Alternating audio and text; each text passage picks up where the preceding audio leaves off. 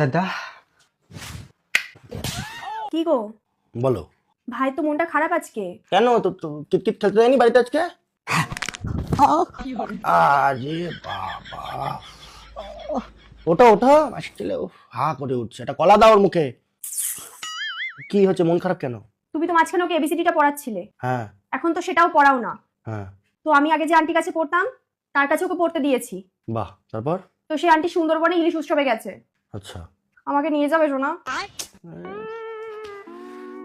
তোমার কথাটা বলো, তোমার এই ভাইয়ের কথাটা বলো।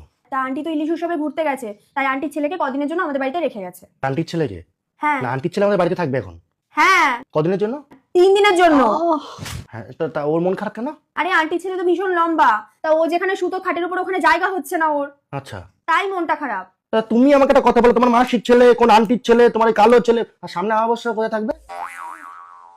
বাদ দাও, তার আগে টেও 14 গোষ্ঠীর সবাইকে আমাদের বাড়িতে ধর্মশালা খুলে গেছে আমার বাড়িতে। তুমি আমার ফ্যামিলির কথা বলছো, তোমার বোন যে এতদিন ধরে পড়ে রয়েছে সেটা তো কই দেখছো না? দেখছে না মাসি, তোরা দেখছো, মারবো তোমাকে। বাট, যা ওই আন্টির ছেলেকে রেখে দিয়ে যা। ঠিক আছে, তুমি সবসময় ওর সাথে ওরকম ব্যবহারটা কেন করো? তুমি চুপ থাকো।